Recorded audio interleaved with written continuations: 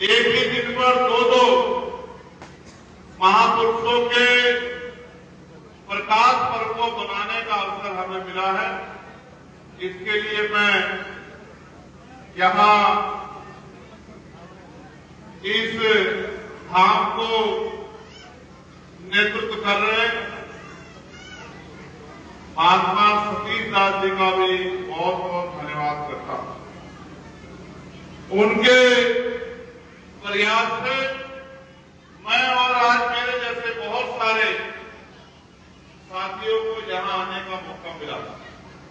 हालांकि वो लगातार शिक्षा के क्षेत्र में और जिस भी तरह से समाज को बुराइयों से निकालकर और उनकी जिंदगी में व्याप्त परेशानियां, गरीबी, बेबसी, लाचारी और जो अन्याय उनके साथ हो रहा है उससे बाहर निकालने के लिए तमाम तरह के प्रयास और तमाम तरह के संघर्ष करते रहते हैं।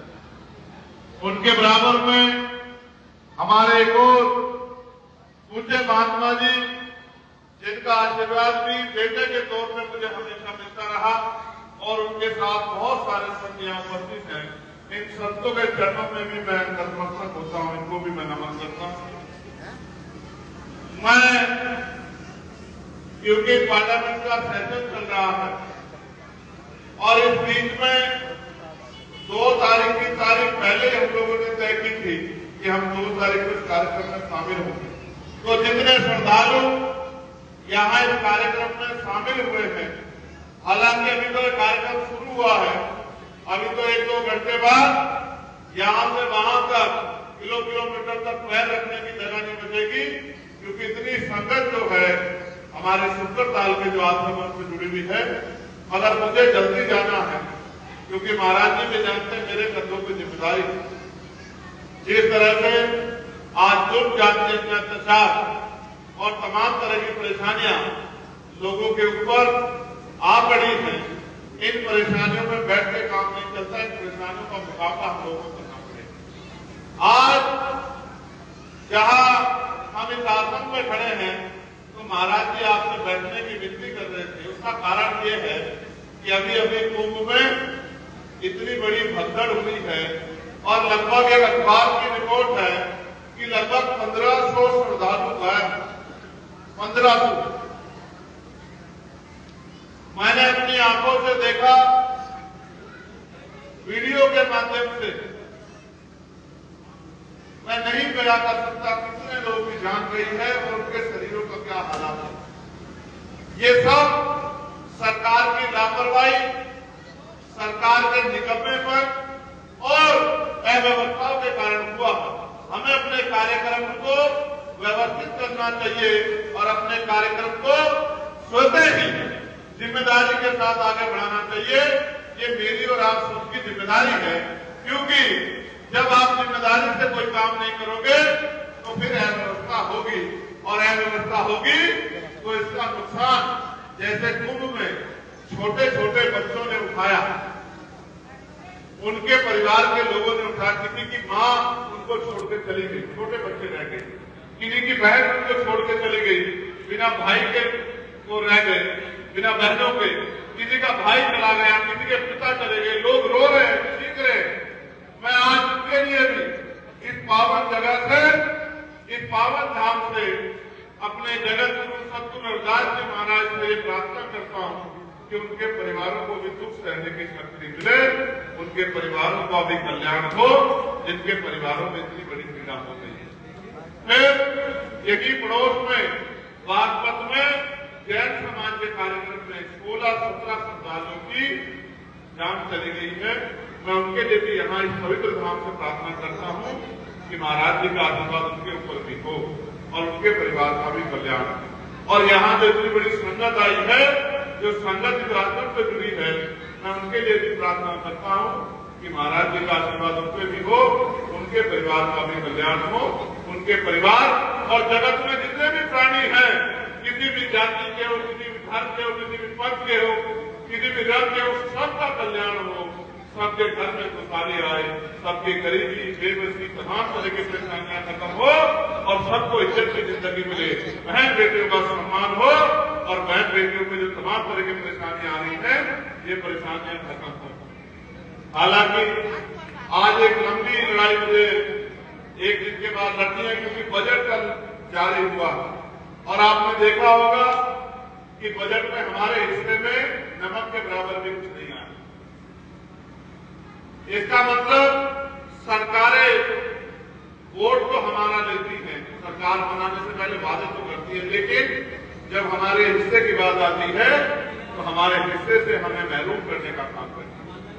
तो हमें तो अपने आज मैं आपसे फिर कहूंगा, हमें अपने 3-4 महापुरुषों के बारे में जरूर समझना चाहिए और उनके विचारों से आगे बढ़ना चाहिए। जैसे 600 साल पहले सतगुरु रविदास जी महाराज ने कहा, जब उनसे अजीब संकट में पूछा गया कि महाराज जी हम खूब मेहनत करते हैं, खूब पसीना बहाते हैं, खूब कष्ट खाते हैं, फिर भी हमारे जीवन में सुख शांति क्यों नहीं है? तो महाराज जी ने अपनी वाणी के जरिए जब संदेश के तौर पर कहा कि रविदास मानो सुखी बसनु सूकर है तो खाओ, एक स्वराज माही दूसर मरगट गांव। कि सुख शांति का जीवन जीने के 2 ही रास्ते हैं।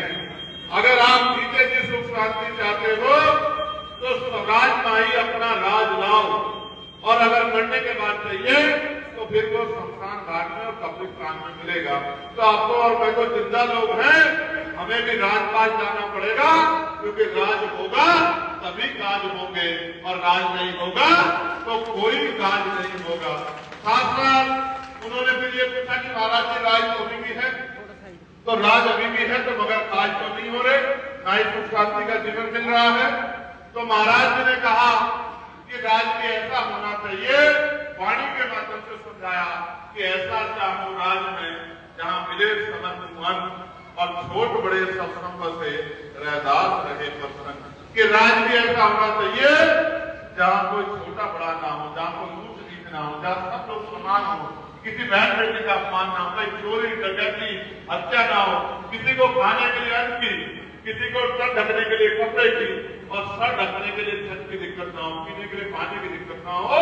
यानी कि बेगमपुरा राज, यानी कि बेगम का मतलब होता है बिना दम का राज, जहाँ किसी प्राणी कोई जीव हो, जीव जंतु हो, जानवर हो, पशु हो, पक्षी हो, इंसान हो, किसी की जिंदगी में कोई गम ना हो, ऐसा राज होना चाहिए। अभी तो वो राज व्यवस्था लागू नहीं हुई।